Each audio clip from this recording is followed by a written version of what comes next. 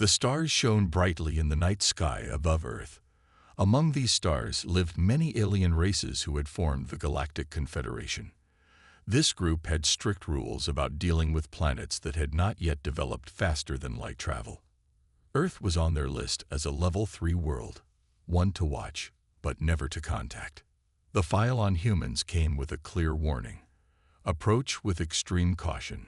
Highly adaptable and unpredictable. Admiral Vex of the Xyrillian Empire looked at this warning and laughed.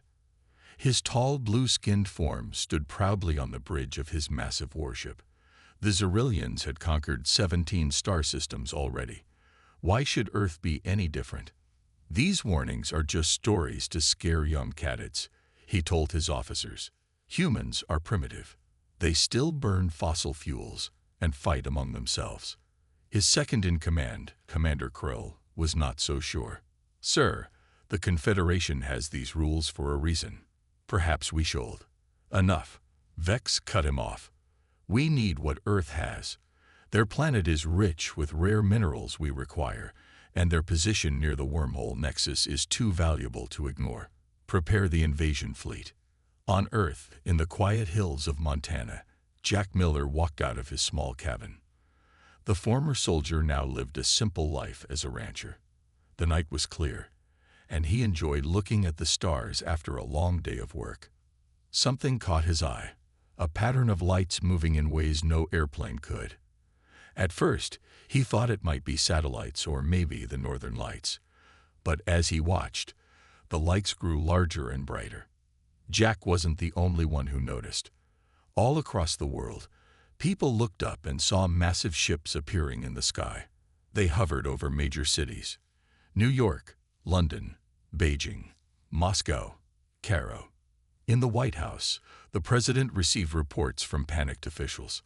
Military bases went on high alert. News channels showed the same scenes everywhere: enormous ships blocking out the sun, casting cities into shadow. Try to contact them, the president ordered. All channels, all frequencies. But the Xyrillians had not come to talk. They had come to take. The first attacks hit military bases and communication centers. The humans fought back with everything they had: fighter jets, tanks, missiles, but their weapons barely scratched the alien ships. Within hours, the Xyrillians had established control points in strategic locations around the planet. They set up bases and began bringing in equipment to extract Earth's resources. Admiral Vex watched the invasion from orbit, pleased with how quickly his forces had taken control. See, Commander, these humans are no match for us. Their primitive weapons cannot harm our ships.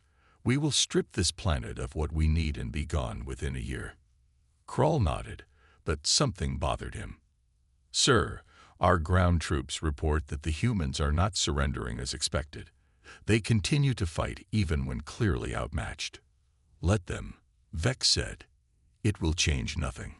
But as the first day of the invasion ended, something was happening that the Xyrillians did not expect. Humans were already adapting. In small towns and big cities, people gathered to share information. Military units that survived the first attacks went underground.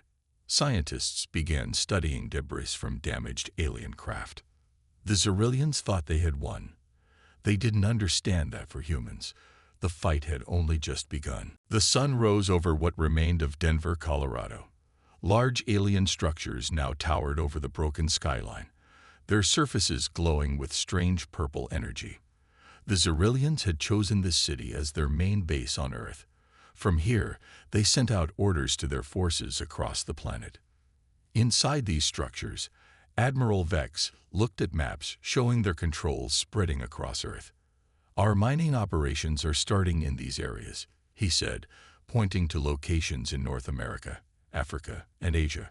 The humans' resistance is scattered and weak. Commander Krull nodded but looked worried. Sir, we've lost contact with 3 patrols in the last day. Our soldiers report that the humans are using unusual tactics. Vex waved his long blue hand dismissively. Small problems. They will learn that resistance is pointless. 30 miles away from Denver, in the small town of Riverdale, Susan Walsh closed the blinds in her basement.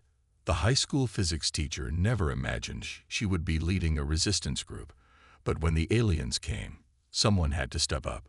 "Okay, everyone quiet down," she said to the 20 people gathered around her. The group included police officers, a doctor, farmers, and even some of her former students. "The Zerillians have set up checkpoints on all main roads, but Bill has found us a way around them." Bill, an older man who had spent his life hiking the local mountains, spread out a hand-drawn map. "There's an old mining tunnel here that comes out behind their supply depot. They don't know it exists." Susan nodded. "Good. We need those medical supplies, and if we can grab some of their tech to study, even better." A young woman raised her hand. "But their weapons are so advanced. How can we fight them?" Susan smiled. "We don't fight them directly. Not yet. We watch, we learn, we adapt." She pointed to a strange-looking device on the table. Kevin here already figured out how to jam their short-range communications using parts from old radios and cell phones. Kevin, who used to repair electronics before the invasion, looked proud. "Their tech is advanced, but once you understand the basic principles, you can work with it." Across the room, a police officer was teaching others how to move quietly and set up ambushes. A chemistry teacher was experimenting with explosives that could damage alien equipment. Similar scenes were playing out all over the world. Humans weren't giving up. They were getting organized. Meanwhile, in orbit, a Zerillian supply ship prepared to land. Its captain received strange readings but ignored them. As the ship descended through the atmosphere, it suddenly lost power and crashed into the Pacific Ocean. The Zerillians couldn't understand how this happened. They didn't know that Navy divers had recovered pieces of their technology weeks earlier, and human scientists had already learned how to disrupt their power systems. 2 months into the occupation, Admiral Vex received troubling reports. Mining operations were falling behind schedule. Equipment was failing. Patrols were going missing. "This doesn't make sense," he said, looking at the reports. "Their military forces were easily defeated. How are they causing these problems?" Commander Krall hesitated before speaking. "Sir, I believe we underestimated them. The warning in their file mentioned adaptability. They're learning our technology, finding our weaknesses." "Nonsense," Vex snapped. "They're primitives. Increase patrols and security at all facilities. Crush any resistance you find." But as he gave these orders, a small group of humans was already slipping into one of his weapon facilities, preparing to steal the very tools that would later be used against his forces. The Zerillians had the advantage of advanced technology, but they were about to learn a hard lesson. Humans were the masters of adaptation, and they never, ever gave up. 3 months after the invasion, the Zerillians were becoming frustrated. Their mining operations were constantly disrupted. Equipment broke down. Supply ships vanished. Patrols went out and never returned. Commander Krell stood before Admiral Vex in the Denver Command Center, holding a tablet with the latest reports. "Sir, our production is down by 40%. We've lost 17 supply vessels in the last month alone." Vex slammed his fist on the table. "How is this possible? Their military was crushed. Their government surrendered. Who is causing these problems?" "Everyone," Krall said simply. "That's what makes it difficult. There is no single resistance group we can target. It's happening everywhere, in different ways." What the Zerillians failed to understand was that humans didn't need orders from above to resist. They organized themselves from the ground up. In a basement in Boston, Alan Dixon hunched over salvaged alien technology. Before the invasion, he had designed software for a tech company. Now he was Earth's best hope for breaking into alien communications. "I've got it," he said, looking up at the small team gathered around him. His eyes were red from lack of sleep, but he was smiling. "Their communication system uses a rotating encryption, but there's a pattern. We can listen to everything they say now." Across the room, Carly Rivera was taking apart a Zerillian weapon. She had grown up on a farm and had always been good at fixing tractors and combines. Now she was discovering that alien weapons weren't so different from Earth machines. They just used different parts. If we rewire this power cell, she explained, we can create a pulse that will short out their armor. It won't kill them, but it will make them vulnerable. Similar scenes played out around the world. People used their everyday skills in new ways. Farmers who knew the land helped resistance fighters move unseen between Xyrillian checkpoints. Doctors treated the wounded in hidden clinics. Teachers became strategists. Children became messengers. The ocean was no safer for the invaders. Navy Commander Frank Wilson had gathered fishing boats, pleasure craft, and abandoned naval vessels into a makeshift fleet. They moved constantly, never staying in one place long enough to be targeted. We hit them where they least expected, Wilson told his crews. Quick strikes, then disappear.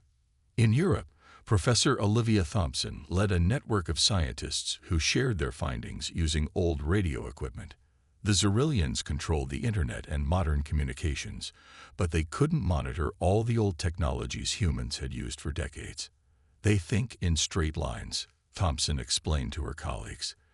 They expect us to use their technology or our most advanced systems. They don't understand how creative we can be with simple tools. In the Denver Command Center, a junior officer approached Admiral Vex nervously. Sir, we've detected unusual radio transmissions. Humans are using old technology to communicate. Block it, Vex ordered. We're trying, sir, but there are too many frequencies, and they keep changing. And now they're using physical messengers and signal fires too. Vex's frustration grew. This was supposed to be a simple operation: crush any resistance, extract resources, and leave. Instead, his forces were being worn down by constant small attacks from an enemy that refused to fight in the open. Commander Krill reviewed the latest intelligence reports. Humans were not just fighting back. They were learning, adapting, and becoming more dangerous every day.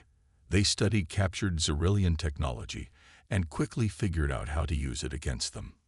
Sir, Krall said quietly, I believe we should have heeded the warning about these humans. They're unlike any species we've encountered before.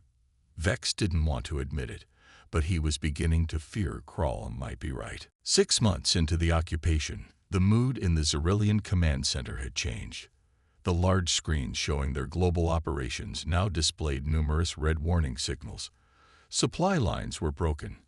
Outposts had gone silent. Mining operations stood idle. Commander Krall's holographic image flickered as he reported from a base in what was once Beijing. Admiral, we've lost contact with the Eastern Resource Extraction Facility. That's the third one this week. Admiral Vex paced the command floor, his tall blue form casting long shadows. What happened this time? The same pattern, sir. Communications went down first. Then power failed. When our troops arrived to investigate, the facility was empty. All our personnel gone, along with the key equipment. Vex's eyes narrowed.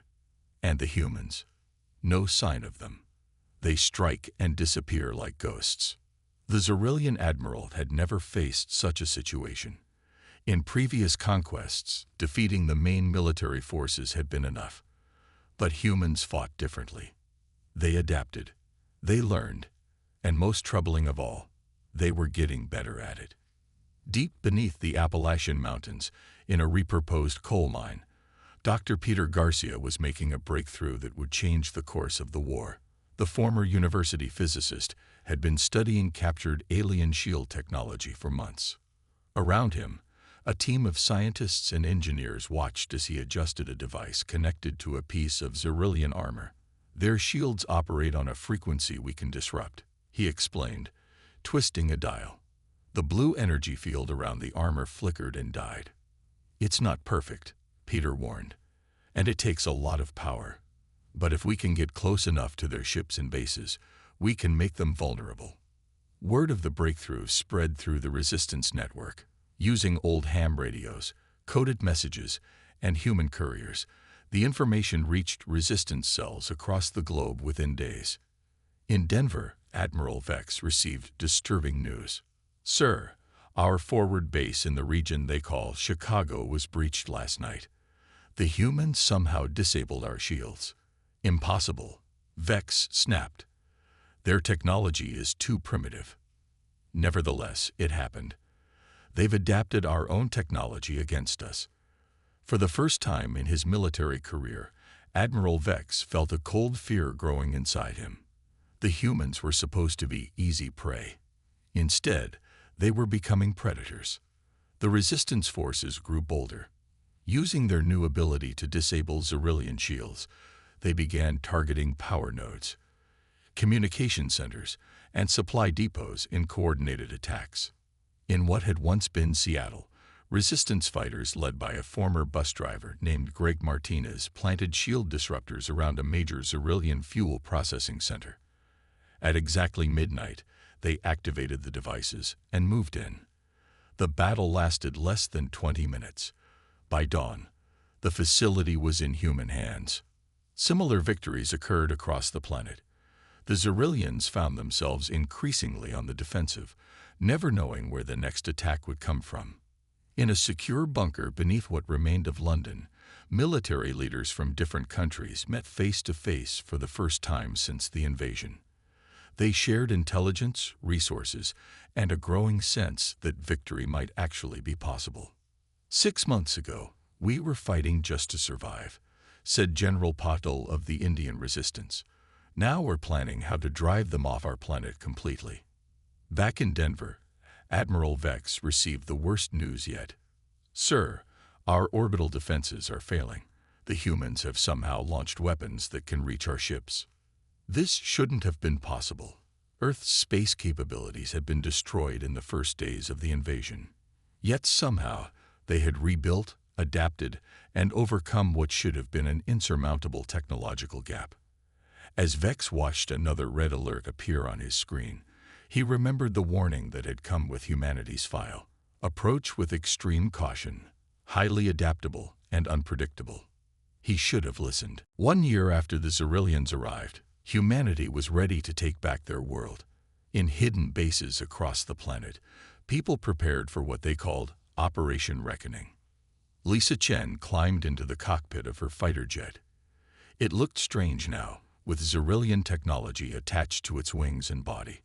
6 months ago, it had been a normal F-35. Now it could match alien craft in speed and firepower. "All pilots, check in," she called over the radio. 20 voices responded, each flying a similar hybrid fighter. They were hidden in an underground hangar in the Rocky Mountains, just 60 miles from the main Xyrillian base in Denver. "Remember the plan," Lisa said. "We hit their air defenses first, then clear the way for the ground forces. Stay in your assigned groups. Don't try to be heroes." Below ground, Colonel Henry Washington briefed his soldiers. Some wore pieces of Xyrillian armor mixed with human military gear. All carried weapons that combined Earth and alien technology.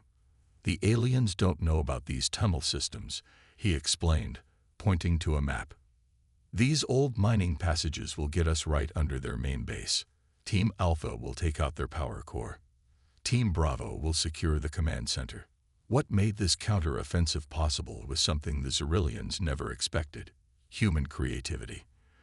The aliens had superior technology, but followed rigid, predictable tactics.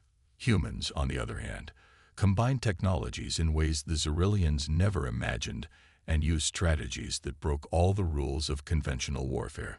At exactly 600 hours, Operation Reckoning began. Lissa led her squadron straight toward the Denver base. Xyrillian sensors detected them immediately, but something was wrong. The aliens couldn't lock their weapons on the approaching fighters. "The jammers are working," Lisa called out. "Press the attack." The human fighters fired their missiles, ordinary Earth weapons modified with Xyrillian technology. The alien shields flickered and failed as the missiles hit frequencies they weren't designed to block. On the ground, Colonel Washington's forces emerged from the tunnels directly under the Xyrillian base. They used portable shield disruptors to create gaps in the base defenses and poured through. The aliens were caught completely by surprise. They had expected an attack from outside, not from below. In orbit, Admiral Vex received urgent messages from the Denver base. "We're under attack. Human forces have breached the perimeter. Our shields are failing." "Impossible," Vex muttered, but he knew it was happening. He opened a channel to the Galactic Confederation, something he had avoided doing since the invasion began. "This is Admiral Vex of the Xyrillian Empire. We request immediate assistance on Earth. The situation has evolved beyond our control." The response came quickly. "You have violated Protocol 7 Alpha regarding non-interference with Level 3 civilizations. You were warned about humans specifically. The Confederation will not assist you. Withdraw immediately." But withdrawal was no longer a simple option. Human forces had already disabled many of the Xyrillians' transport ships and were attacking the others. In Denver, the battle raged through the alien structures. Colonel Washington's forces pushed toward the central command room, using tactics the Xyrillians had never seen before. They didn't move in neat formations but spread out, used cover, and attacked from unexpected angles. In the air, Lisa's squadron had destroyed the base's main defense towers. "Ground teams, the air is clear," she reported, moving to support the eastern approach. All across Earth, similar attacks had begun. Resistance forces struck Xyrillian bases in coordinated assaults. Communications between alien forces broke down as humans used their understanding of Xyrillian technology to block their signals. By midday, the Denver base, the Xyrillians' main headquarters on Earth, had fallen. Colonel Washington stood in the alien command center, surrounded by his troops and the bodies of Xyrillian officers. "Send the message," he ordered. "Denver is secure. Phase 2 begins now." The human counteroffensive wasn't just about driving the aliens away. They were fighting to ensure no one would ever threaten Earth again. The fall of Denver was just the beginning. Within 2 weeks, human forces had taken back control of major cities around the world. The Xyrillians retreated to their remaining strongholds, shocked by how quickly the tide had turned. Admiral Vex watched from his command ship in orbit as his once mighty invasion force crumbled. The blue-skinned alien commander could barely believe what the screen showed him. One by one, his bases were falling to the humans. "How did this happen?" he demanded, slamming his fist on the control panel. "They are primitives. They should have been easy to conquer." Commander Krell stood nearby, his expression grim. "Sir, we should retreat while we still can. The humans have adapted our technology and are using it against us. We can't win this war." The command room was tense. Other officers looked down, not wanting to meet Vex's angry gaze. They had all seen how quickly humans learned to use Xyrillian weapons and shields. Some had even reported seeing human ships rising into space. Impossible, since Earth's space program had been destroyed in the first days of the invasion. "Retreat," Vex hissed. "The Xyrillian Empire does not retreat from primitives." He turned to the weapons officer.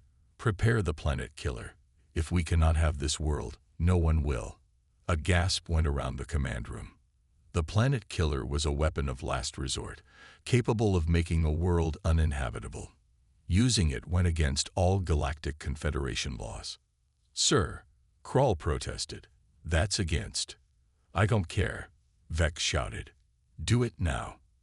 As the Xyrillian flagship moved into position to deploy the planet killer, something was happening in a hidden facility beneath the ruins of MIT. Samantha Foster had been studying the aliens' energy systems since the beginning of the occupation. The young physicist had made a discovery that could save Earth. Their weapon uses a focused energy beam, she explained to the team gathered around her. But energy can be redirected. If we can get our satellites in position and activate them at the right moment, we can turn their weapon against them. In the weeks before the counteroffensive, humans had secretly launched small satellites equipped with special reflecting panels. Designed using Xyrillian technology, these satellites were invisible to alien sensors. "All units report ready," said the communications officer. Samantha nodded. "Now we wait for them to fire." In orbit, Admiral Vex gave the final command. Activate the planet killer. The massive weapon on the underside of his flagship began to glow. Energy built up as the weapon prepared to fire a beam that would devastate Earth's atmosphere and oceans. Energy at maximum, reported the weapons officer. Firing in 3, 2, 1. The planet killer fired, sending a massive energy beam toward Earth. For a moment, Vex smiled, thinking he had won despite everything. Then something impossible happened. The energy beam hit the atmosphere and bounced back. Samantha's satellites had activated, creating an energy reflection field that sent the beam right back at the Xyrillian flagship. The massive ship had no time to raise its shields. What's happening? Vex shouted as alarms blared throughout his ship. Systems failed as the reflected energy tore through the vessel. Commander Krall looked at his admiral with sad eyes. They adapted, he said simply, just like the warning said they would. From the ground, people watched as the night sky lit up with an explosion so bright it looked like a new star had appeared. The Xyrillian flagship, along with most of their remaining fleet, was destroyed by their own weapon. In surviving Xyrillian ships, panic spread. With their command destroyed and their main weapon turned against them, they had only one option left. All Xyrillian forces, retreat immediately, came the broadcast from the few surviving officers. Abandon Earth. I repeat, abandon Earth. As alien ships fled Earth's orbit, humans around the world celebrated. They had faced an enemy with vastly superior technology, and not only survived but won. In his underground bunker, Colonel Washington received the news with a tired smile. They should have read the warning labels, he said. Nobody messes with humanity and walks away unscathed. 5 years after the great battle that ended the Xyrillian invasion, Earth had changed in ways no one could have imagined before. The skylines of major cities now featured strange but beautiful buildings that combined human and alien design. Ships that could travel to the stars were being built in factories where once only cars had been made. Daniel Harris stood at the window of the newly rebuilt United Nations building in Geneva. Once a simple high school history teacher, he now represented all of humanity to the wider galaxy. He straightened his formal jacket and prepared to meet the visitors. "They're here, sir," said his assistant. Daniel nodded and walked to the large meeting room. Inside waited representatives from every nation on Earth, along with military leaders and scientists who had been key to the victory over the Xyrillians. The doors opened, and 3 aliens entered. They looked nothing like the Xyrillians. These beings had golden skin and moved with a graceful, floating motion. They were representatives of the Galactic Confederation, the first official delegation to visit Earth. "Welcome to Earth," Daniel said, bowing slightly. The lead alien returned the gesture. "On behalf of the Galactic Confederation, we greet the people of Earth. I am Ambassador Xelon." Everyone took their seats at the large round table. The room was quiet as the meeting began. "We have come to formally recognize Earth as a Level 5 civilization," Ambassador Xelon announced. "This grants you full rights within the Confederation, including access to trade routes, technology exchange, and protection under our laws." A murmur of excitement went through the human delegates. Level 5 was much higher than Earth's previous classification. It meant they were now seen as equals by the other spacefaring races. "We are honored," Daniel replied. "Earth wishes to join the Confederation as a peaceful member." Ambassador Xelon nodded but looked somewhat uncomfortable. "There is another matter we must address. What happened with the Xyrillian Empire was unfortunate. They broke our most important rule by attacking your world. And paid the price for it," said General Rivera, who had led forces in South America during the war. Indeed, the ambassador agreed. No empire has suffered such a defeat in recent memory. The Xyrillians have lost much of their territory and power. But more importantly, your response to their invasion has impressed many in the Confederation. Daniel leaned forward. "How so?" "In just 1 year, your people adapted technology that took other races centuries to develop. Your strategies and thinking are unique. Many races in the Confederation are both amazed and, frankly, concerned by what you accomplished. The room was silent as the humans took in these words. We did what we had to do to survive, Daniel said simply. Ambassador Xelon nodded. Of course. And now the Confederation wishes to ensure that such conflicts never happen again. We offer friendship and alliance. What the ambassador didn't say, but everyone understood, was that the galaxy had learned a valuable lesson. Humans were not to be underestimated. After the meeting, Daniel walked with the ambassadors to show them the city. Geneva had been rebuilt after suffering damage during the war. Now it combined Earth architecture with advanced technology adapted from the Ceruleans. Your people have done remarkable things with the technology you captured, Ambassador Xelon observed. We learn quickly, Daniel replied with a smile. In orbit above them, the first ships of Earth's new defense fleet patrolled. Built from a combination of human ingenuity and alien technology, they were unlike any vessels in the galaxy, just as humanity was unlike any species the Confederation had encountered before. That evening, after the ambassadors had left, Daniel sat in his office looking at the stars. A new file was being added to the Galactic Confederation database. It read, "The species known as humans has shown unprecedented ability to adapt and overcome challenges. They are now classified as a Level 5 civilization. All members of the Confederation are advised. Respect humanity, honor their boundaries, and remember what happened to those who did not." Earth was no longer just another planet in a vast galaxy. It was a world to be respected, and perhaps a little feared, by all who traveled among the stars.